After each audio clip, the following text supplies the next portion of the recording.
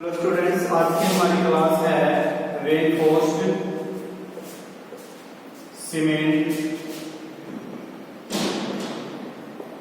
Concrete design. Student, RCC की आज की हमारी क्लास है और आज का टॉपिक है form of reinforcement.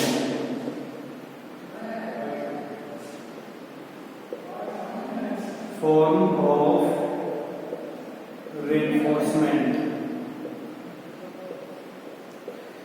Students, RCC में रेनफोर्समेंट सरिया को कहते हैं। तो आरसीसी में रेनफोर्समेंट कितने प्रकार के होते हैं? रेनफोर्समेंट के फॉर्म कौन कौन से हैं?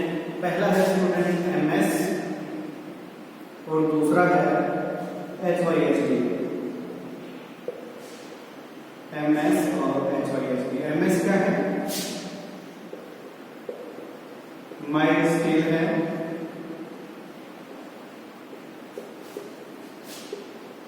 या माइल्ड टेंसाइल स्टील है।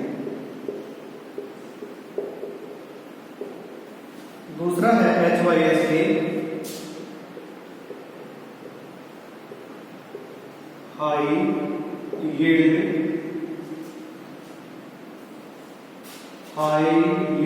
स्ट्रेंथ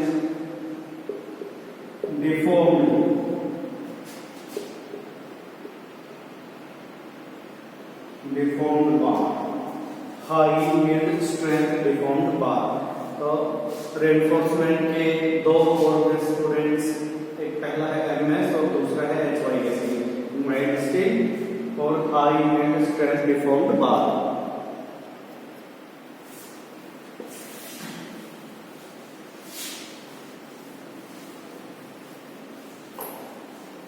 सबसे पहले हम पढ़ते हैं माइल्ड स्टील के बारे में। माइल्ड स्टील क्या होता है? स्टूडेंट्स, माइल्ड स्टील होता है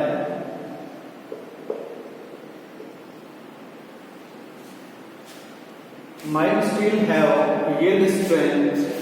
माइल्ड स्टील की जो यील्ड स्ट्रेंथ होती है स्टूडेंट्स, यील्ड स्ट्रेंथ जो होती है माइल्ड स्टील की, वो होती है 250 न्यूटन पर एमएम।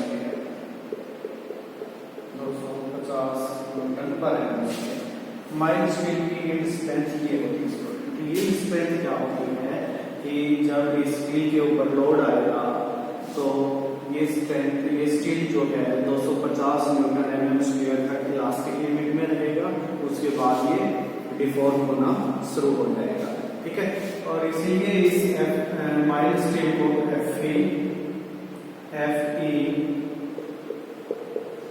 250 FE 250।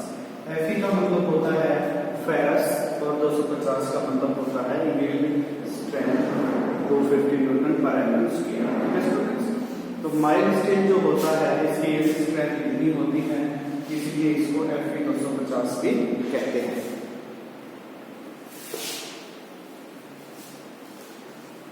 आगे है properties of mild steel.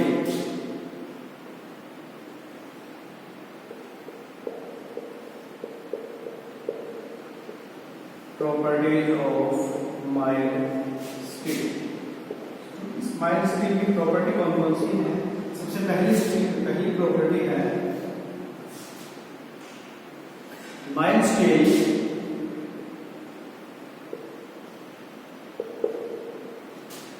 Mild steel is a high ductile reinforcement. High ductile reinforcement due to less carbon.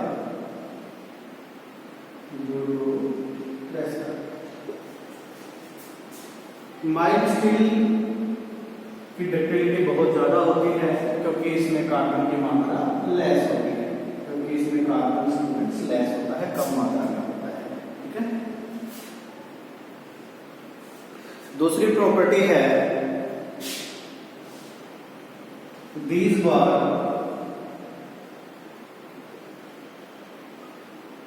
these bars are mostly plain and hot rolled. Mild steel bar जो होते हैं वो plane होते हैं और hot rolled होते हैं। ठीक है स्टूडेंट, तीसरी जो प्रॉपर्टी है mild steel bar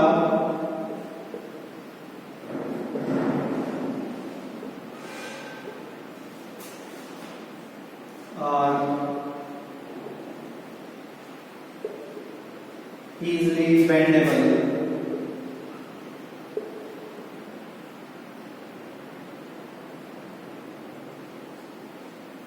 mild steel bar को हम इजीली बेंड कर सकते हैं। ठीक है, फोर्थ जो प्रॉपर्टी है वो है माइल्ड स्टील बार कंक्रीट के साथ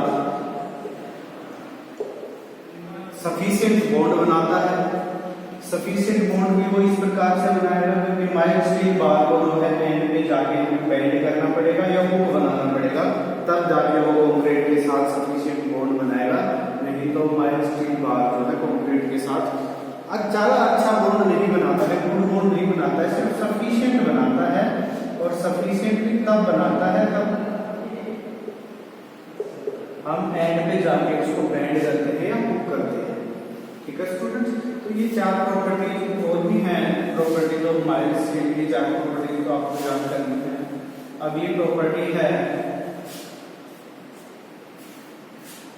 it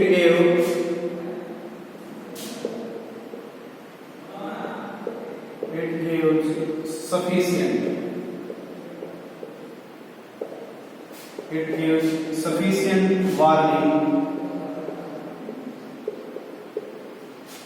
before failure. Mild steel bar जो है फेल होने से पहले आपको सफिशिएंट वार्निंग दे देगा। क्यों? क्योंकि ये बहुत ज्यादा डक्टाइल मटेरियल होता है।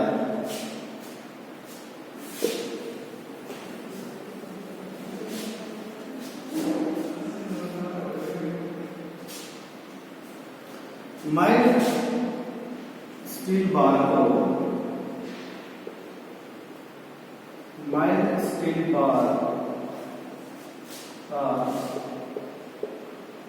not preferred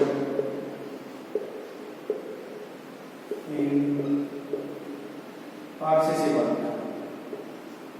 mild steel bar को RCC वर्क में हम प्रिफर्ड नहीं करते हैं क्योंकि इसकी यील्ड स्ट्रेंथ कम होती है, 250 न्यूटन/mm²। यील्ड स्ट्रेंथ होती है, यील्ड स्ट्रेंथ कम होती है। यील्ड स्ट्रेंथ कम होने के कारण इसको RCC वर्क में प्रिफर्ड नहीं करते हैं। ठीक है स्टूडेंट्स, इसीलिए प्रिफर्ड नहीं करते हैं क्योंकि इसकी यील्ड स्ट्रेंथ कम होती है और इसकी कॉस्ट जो है वो HYSD बार के बराबर होती है। HYSD बार के बराबर होती है, HYSD की यील्ड स्ट्रेंथ ज्यादा होती है। ठीक है, तो इसको हम माइल्ड स्टील बार को RCC के काम में नहीं लेते क्योंकि कीमत भी उतनी होती है और स्ट्रेंथ भी इसकी कम होती है। दूसरी जो फॉर्म है रेनफोर्समेंट की वो द स्टूडेंट्स HYSD बार।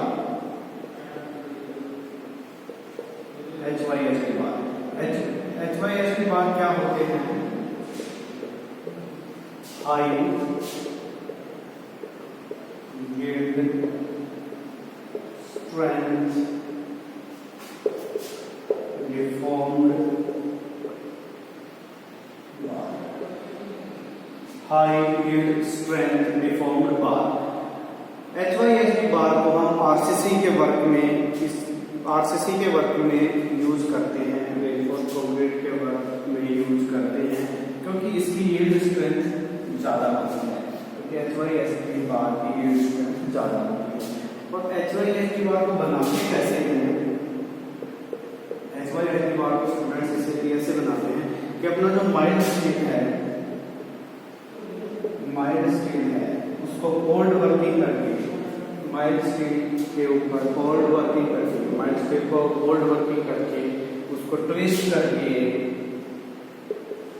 या कैंसिलिंग करके हम HYSD बार को बनाते हैं, हम HYSD बार को बनाते हैं ट्विस्ट करके या कैंसिलिंग करके।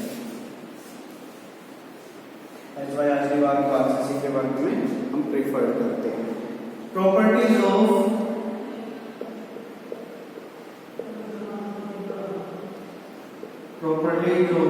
HYSD बार, HYSD बार की प्रॉपर्टीज क्या क्या हैं?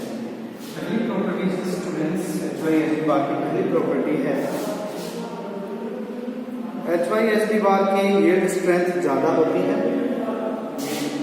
ये high yield strength, high yield strength. दूसरी प्रॉपर्टीज है डिफॉर्मेशन और प्रोजेक्टेड, या डिफॉर्मेशन कह सकते हैं या प्रोजेक्शन कह सकते हैं। प्रोजेक्शन बने होते हैं HYSD बार के ऊपर जो कंक्रीट के साथ अच्छा बॉन्ड बनाने में हेल्प करते हैं। प्रोजेक्शन किस प्रकार से बने होते हैं आपको दिखाएंगे थोड़ी देर में। थर्ड जो इसकी प्रॉपर्टी है वो है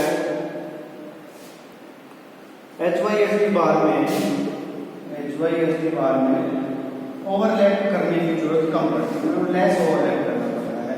ओवरलैप होता है कि एक रेनफोर्समेंट ये है जिसे लेंगे दूसरा से लेंगे, ये जितनी भी लैंड, ये वाली जितनी भी लैंड इस रेनफोर्समेंट के ऊपर चढ़ी इसको बोलते हैं ओवरलैप लेंथ।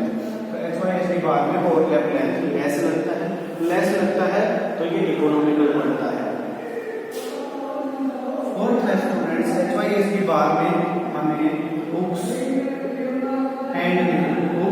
और बैंड बनाने की जरूरत ही पड़ती है, ठीक है, क्योंकि हुक्स और बैंड को हम माइल्ड स्टील में बनाते थे स्ट्रेंथ पैदा करने के लिए, कंक्रीट और रेनफोर्समेंट में स्ट्रेंथ बनाने के लिए।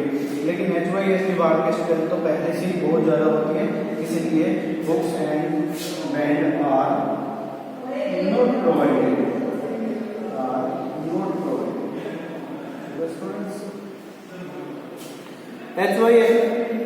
HYSD बार की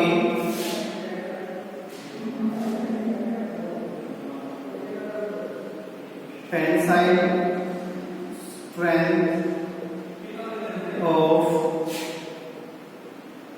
HYSD बार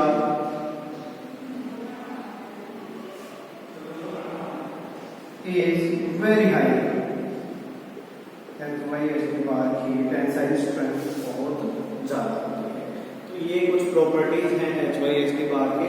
अब स्टूडेंट्स मैं आपको बताता हूँ कि HYSD बार कैसा होता है और प्लेन बार कैसा होता है। स्टूडेंट्स सरिया आप सब लोगों ने देखा है कि सरिया कैसा होता है, ठीक है। ये हमारे पास एक रेनफोर्समेंट है, ठीक है, ये हमारे पास एक सरिया है, ये इसका बीच का एक्सिस है, ठीक है। आपने देखा होगा कि सरिये के बीच में एक ऐसी पतली सी होती है, एक रिब सी होती है, ठीक है, और उसके ऊपर ऐसे चूड़ियां सी बनी होती हैं, आपने देखा होगा इस प्रकार से कि थोड़ी सी पहाड़ बनी होती है, ठीक है।